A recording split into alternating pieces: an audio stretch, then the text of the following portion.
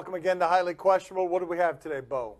Swaggy P, who may not actually spell Swaggy P right now that I think about it. Vamos, papi.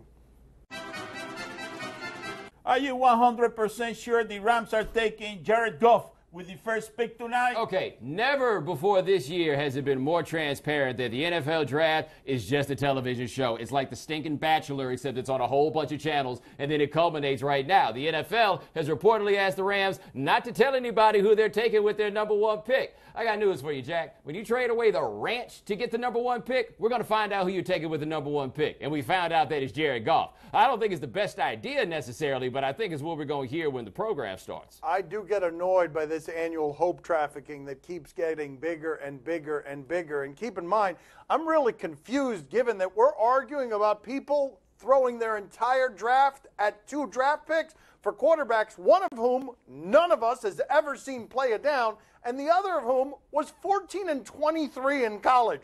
Goff, the sure first thing, 14 and 23 as a starter in college. I have no idea what these people just drafted up to get. We tore down 2 of the best college quarterbacks we've ever seen last year. We just turned these 2 guys into 2 of the best college quarterbacks we've never seen.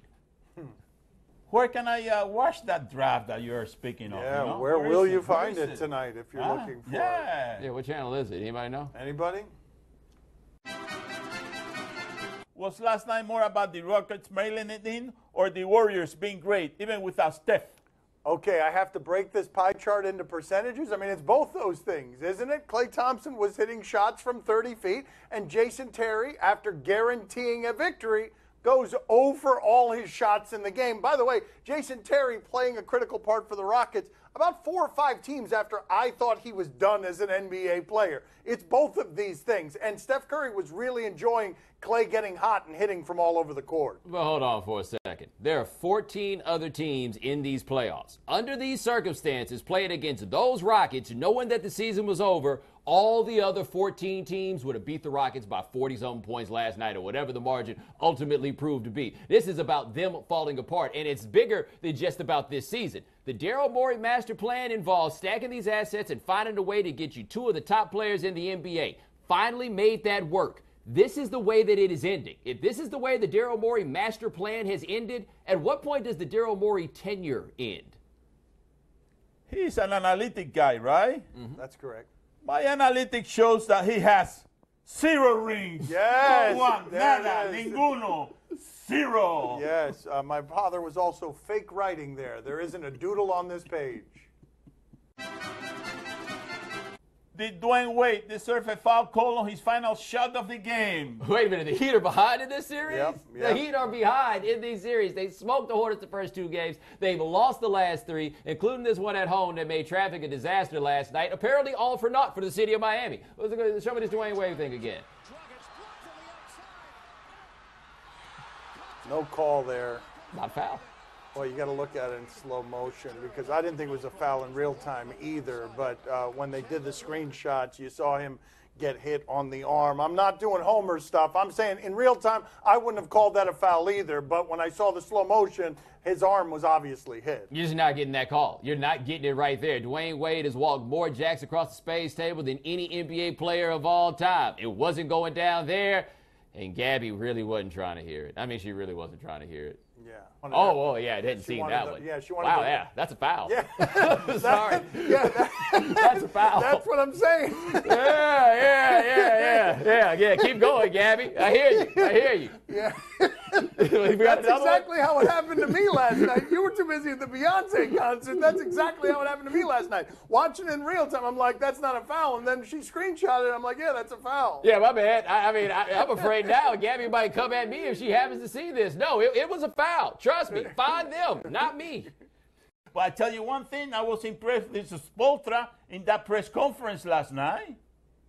Yeah, he said, well, they asked him, was that a foul call? I said, yes, it was a foul call. He never said anything about the ref. And all of a sudden they asked him, did you see the video? I said, I didn't see the video. I don't have to see a video to know that was a foul call. And then the punchline was that now the playoff begins. It was funnier. Wow. It was funnier. The playoff begins now. What happened? Was he here for the first 5 games? Now the playoff begins. What's the matter with him? Tyson Fury effectively promote his fight? Okay, he's already beaten Klitschko. He's the heavyweight champion of the world in boxing, and now they've got a rematch, and he's reminding Klitschko here how it is and what it is that defeated Klitschko last time. There you go. Does that look like a fighter's body? Clearly not. Do I give a No. Have a look. Fat man. That's who beat you. Shame on you, my friend. Shame on me. Shame on you. You let a fat man beat. Generally, the shame is on our Fury friend here. Klitschko had talked about what a homophobe he was in that press conference, and it's pretty undeniable. I just can't believe that's the heavyweight champion of the world, like the boxing heavyweight champion of the world. Like George the Animal Steel couldn't even become the heavyweight champion of the world in wrestling looking something like that. You're telling me that dude right there is the what? One of the things that I find funny about this is the Klitschkos have done a lot of winning, dominating a division that used to matter. And that guy has never felt more shame in his life, Klitschko, than when Fury took off his shirt. Like, that was embarrassing. More embarrassing than losing to him was being reminded of what it is that he lost to. That's not a heavyweight. You want to see a heavyweight? I'm telling you, this is a heavyweight. I'll make that guy look like a... No, Dad. Poppy, That's it. no, Now you got it no, now. Hey, you got it. I'm a heavyweight now. Oh, what a horrible sound. What a horrible sound. My father slapping his fat. Oh. Should Swaggy P be more annoyed at Iggy Azalea expose his spelling or grateful that she saved him? You know, last time we heard Swaggy P and Iggy Azalea were on shaky water. You know, the whole video snitching incident with D'Angelo Russell. But apparently, she loves his dirty draws, because this almost happened. Nick Young nearly got that tattoo. That's supposed to say Born Rebel. You get it? Yeah, that's bad. Yeah. Yeah. Like, she stopped it at that point. The wouldn't board have- is done. She wouldn't have stopped it a couple of weeks ago, would she have? If she found out the day that D'Angelo Russell thing came out, she wouldn't have stopped that from happening. Yeah, she tweets about it too. She says, you know, that this is the proof of their love, that this is why she did this, because she loves him. See, there we go. That's how much she loves him. Everything else. This is all I want to know, given what we've seen in popular culture as of late. If Jay-Z was about to make that mistake after you watch Lemonade, don't you think he'd be walking around here looking like the Born Rebel? Because I think he would probably be the one walking around here looking like the Born Rebel. Good luck, Swaggy P. You know what? I actually love Born Rebel as a tattoo to signify Born Rebel if you're doing it to be funny. But if you're doing it to be a bad speller, that's decidedly less funny. If to be a Born Rebel is to spell it as Rebel, funny. To be fair to Nick Young, by the way, clearly he's not the only one who doesn't know how to spell rebel, because somebody was going to do that for him. Well, that's another thing. Come on, man. Like tattoo artists, you got to help there. That's why I don't have any tattoos, because my spelling is not that good either, you know? Coming up next on my son's TV show, we'll talk to Keegan-Michael Key. I kind of shoved him with my foot. My man picked me up and wedged me between two bleachers and just started going on. And I was like, and that was it for me. I'm like, let's stick with the humor. Joining us at the beach today is Keegan-Michael Key. Key from Key and Peele, his new movie, Keanu, premieres this Friday. Let's get to know him a little bit more. Were you at all insecure or awkward as a young person who was using laughter to compensate for anything, as many comedians do? 100%. 100%. Tall, lanky, super skinny kid, not coordinated. The only thing I wanted to be in the world, I wanted to be Lynn Swan. That's who I wanted to be when I was a kid. Wasn't in the cards. So I would try to play sports with the other kids, and they were just better at me. So then all of a sudden you start finding yourself almost unconsciously developing a wit and developing a sense of humor, because if you can't get to it this way, you try to get to it that way. And so I was one of those kids. Like when you hear about a lot of comedies born of pain or born of awkwardness, it's certainly true in my case, yeah. Do you remember laughter at any point getting you out of a dangerous situation or making you less unpopular in a situation because you wielded it as a weapon? Yeah, absolutely. I mean, all those kind of typical stories you hear on the playground, that was my deal. You know, like a guy would say something to me, and then I would divert the attention to somebody else and make fun of that person over there. And then you saw it. You saw it worked as a tool. But then other times it gave you currency. It gave you currency with other popular kids. And they're just like, "You're funny, man. You funny. I seen you in the cafeteria, man. You made me laugh. Okay, cool, cool, cool." You know, you get a lot of that. And then that's the guy you want on your side. That's the guy you want on your side. He's like, "That kid over there makes me feel good." He's like, "He made me feel good. He made me laugh. I'm going to defend him." So yeah, you start to collect people using your wit so that they can kind of be your defense system for you. I'd say the wit can talk you into a beatdown every now and then, though, I would imagine. It could, but I remember the one time I tried to act tough, I got a hard beat down from Corey Rhodes. His name was Corey Rhodes in 6th grade. I got upset at him. I kind of shoved him with my foot. My man picked me up and wedged me between 2 bleachers and just started going on. And I was like, and that was it for me. I'm like, let's stick with the humor. Let's see.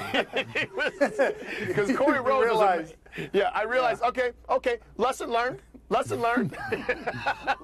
Between the bleachers is where you learn that lesson. That's where the comedian was born, right That's there. where the comedian was born, right there. Yeah, talk about coming from pain. He had me. He had me pinned. You've been quoted as saying you're not best friends, you're brothers, and brothers tend to fight. And if you're in families, you tend to fight. You guys don't have any of that. It's weird. We don't. We had one disagreement once in the first season, and after that, it let us set up a bunch of more ground rules about how we need to communicate with each other. And so the thing is, in that regard, we're the most boring people because we were like, why fight? If it's going to make the show funnier, why fight? You know, it's all about, I think we had talked about it earlier, it's hard, but if you can let go of your ego, sometimes you just got to look into yourself and go, the joke's not working. The joke's not landing. Give it up.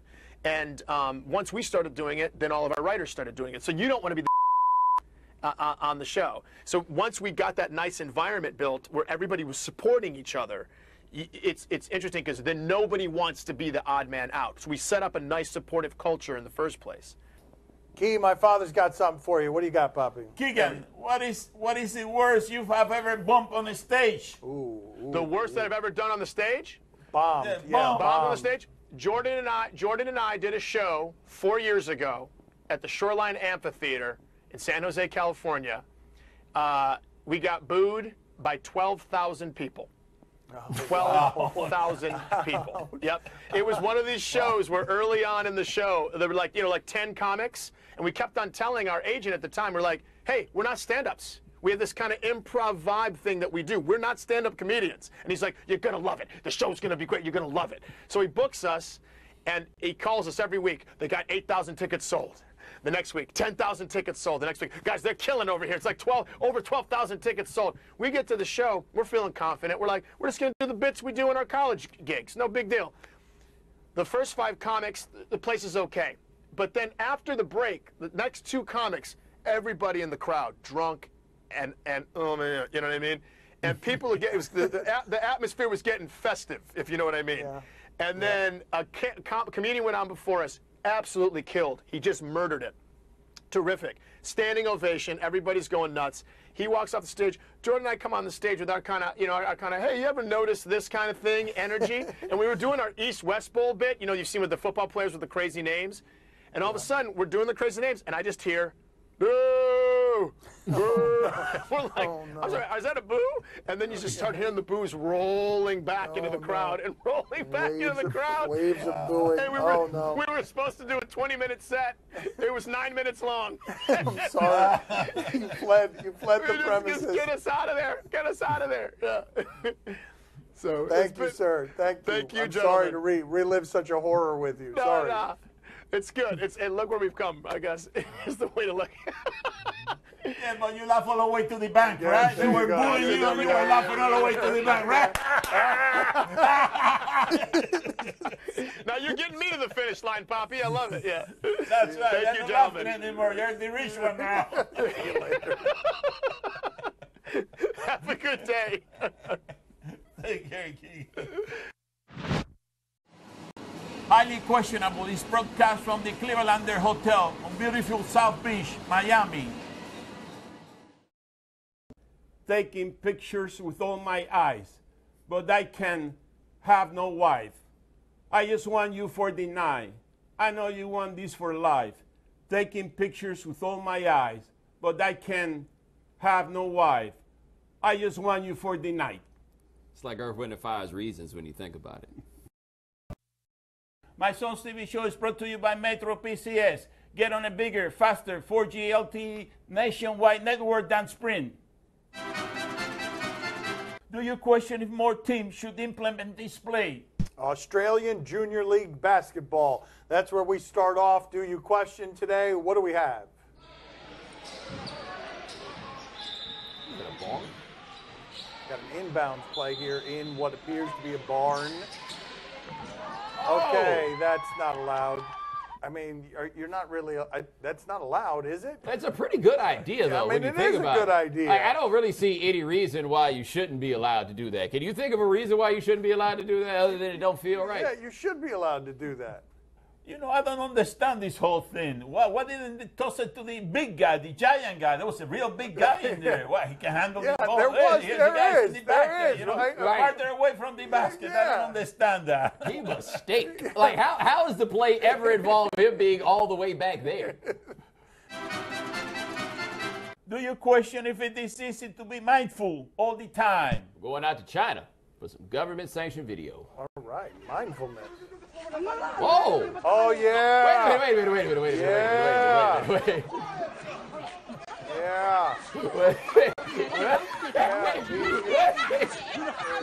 Advocated here. Oh!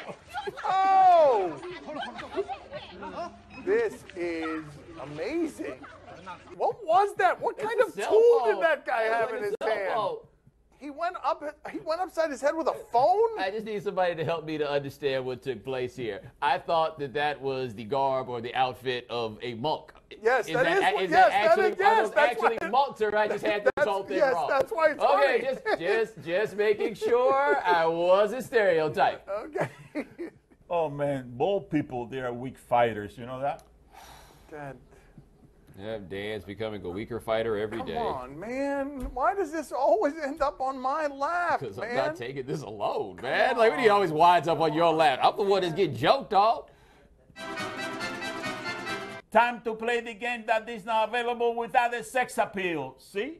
Or no? Tell us what to watch on TV tonight. We'll tell you if we're intrigued. He'll always be intrigued.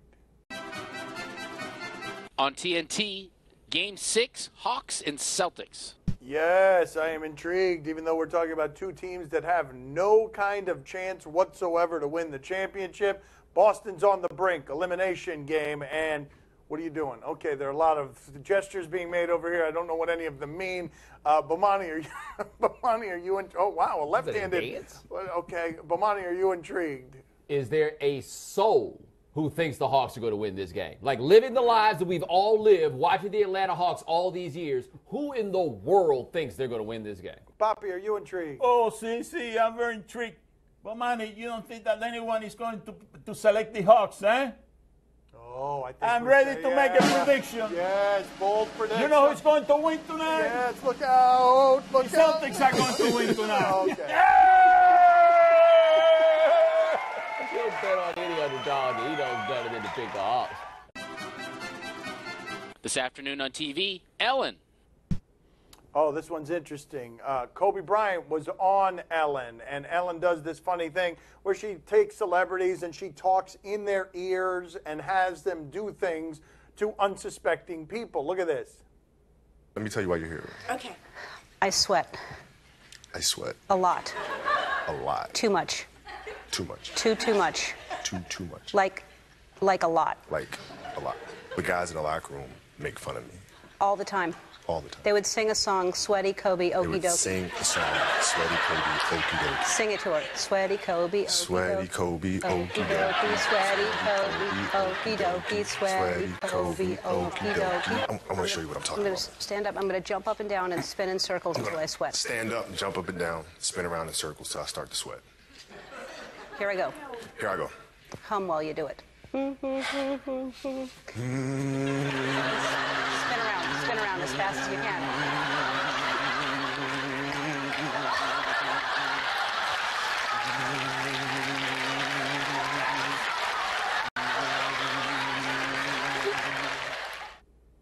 I mean, it's funny. It's a funny device. Bomani, are you intrigued? Kobe's teammates are looking at that like, where was this dude when I used to have to work with him all the time? That is so true. Poppy, are you intrigued?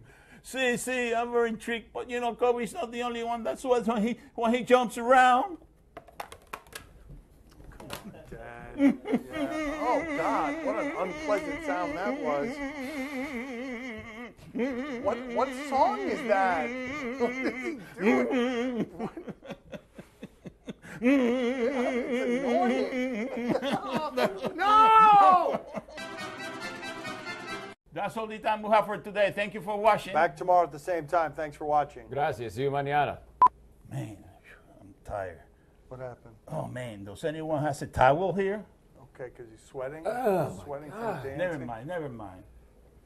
Oh, man.